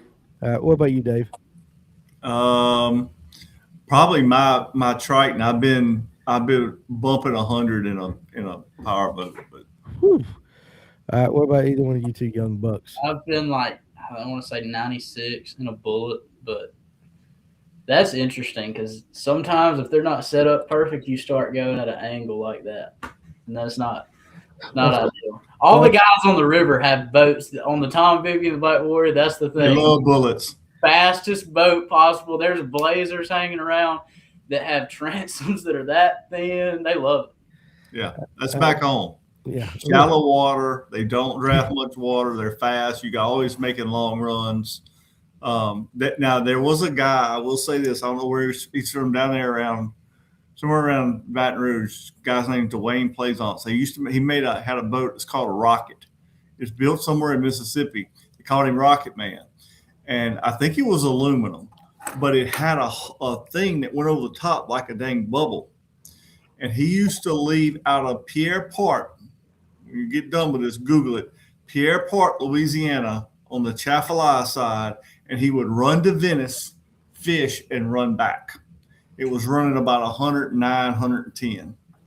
But when it rained, he could put that thing on there, and you were inside, and he could run it. I bet his gas mileage sucked.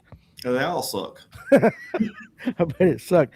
Now, but you see what Jeff Brazil says right there, because he's got the Allison. It's all in the setup and balance. The true V-bottom pad boat takes time to learn. Yeah. And I guess that. Does anybody remember the Raging Cajun? I have no idea. I figured you might know what that was, Dave. No, That was Cajun boats. That was a long time ago. Oh, yeah. A lot of guys in the electric only world have those because you can get them for cheap, because they're so old, and they just deck them back out and they'll go with it. This fella right here, Go Will Gully, Bama 169. That might be Jason Willis. I'm not sure. They call him Bama. Okay, so here's the problem. About 2 or 3 months ago, all of a sudden, everybody's names on YouTube changed. We used to could tell everybody about, but they changed. So I don't know who anybody is hardly anymore unless they show up. So anyway, here we go. All right, we're caught up on that. Allison has a similar bottom. A Rocket has a similar bottom to an Allison. There we go. All right, so we're getting closer to the end, and I know you guys are young and you got to be in bed, get your milk and all that. You got to be in bed. So, give me some prognostications on the upcoming year. What you want to accomplish, Will, and then Reece, what do you want to accomplish going into this year? And since you're the elder, Will, you go first. I want to qualify for both the national championships. Well, I guess there's 3 of them. I want to qualify for all 3 of them. Really want to cash some checks. I want to get back to that. It's been a minute since that's been going on, but I want to win a good event on Eufaula here soon. I hope me and Reece can go down for the MLF Eufaula event and catch 25. I'd like to have 25 by lunchtime, hopefully. I doubt that happens, but it'd be nice. And just staying safe on the road. I just want to get closer with all the guys. We started, one of our good buddies, Drew Moss, we have a Bible study for the fishing team now. That's been good. There you go. We're just going to try to continue doing that. I hope that grows to where it's just about the whole team there. I like it. Just want to qualify for all 3 natties.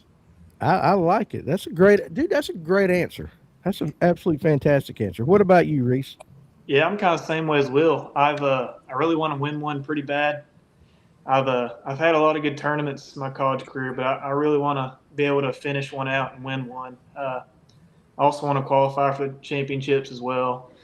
And like Will said, we've got a Bible study. It's been pretty successful. It grows every week. We've got a new exchange student, or not exchange student. He's from Italy.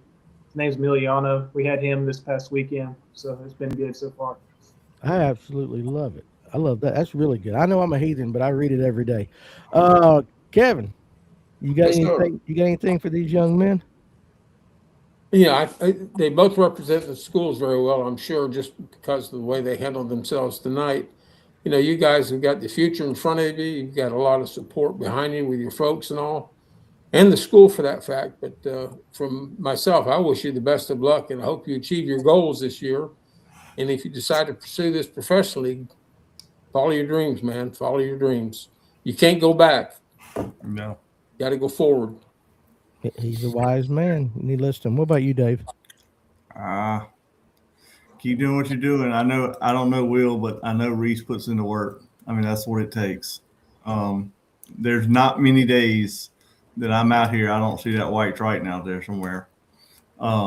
I mean, that's what it just is what it takes. And I will say, while you're where you are, take every advantage and opportunity of it, because when the 9 to 5 hit, that's over with. Enjoy it. Enjoy it. Keep it fun. Yeah, kids do the same thing. How about this? A couple more questions popped up real quick. Will, with that duck behind you, has duck hunting taught you anything about leading a moving bass on a scope?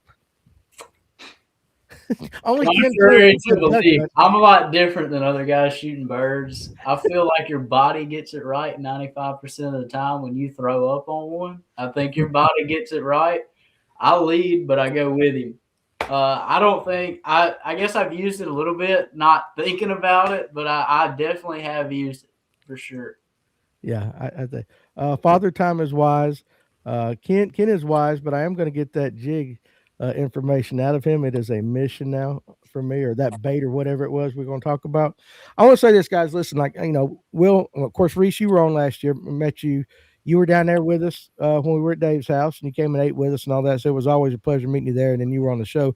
And then Will at ICAST, when you guys came up and just talked, and we sat there and shot the bull, you guys were very laid back. But I was not lying. You look really good. Y'all actually kind of look professional walking around for a bunch of young guys and all that. So really cool to be associated with you guys. And once you come on our show, you're part of our family. So I will not root for you guys in football. I will root for you. I will root for you in fishing. I don't know if I do either anymore. Yeah, I think that's the lost cause at this point. Listen, I honestly think they could take us 6 right here, and we could start for you guys, but it is what it is. But no, being very serious, I wish you guys the best, and I'm glad you got to come on. And if we can ever do anything like help you guys fundraise or something like that, really reach out to us. We'll throw it out there and say, hey, we got some buddies that need some help or whatever.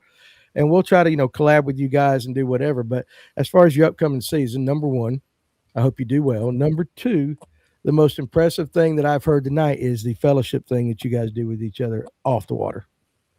Yes, Don't sir. stop that. If y'all want to Don't pull up, come on. Doors Huh? open. Doors open. Yeah, come on. Yeah, come on. Every Wednesday night. There you go. Where can they, if somebody's in that area watches this, where could they go to the Bible study with you? It's normally at Drew's house. It's just off campus in Auburn, and sometimes we'll have it after the meeting in the rec. If you text any of us on social media, we will get you there. If you want There you go. I like it. But you guys, hey, listen, you guys were awesome. And all you guys in the comment section too. Had a lot of great stuff we talked about. It's just nice.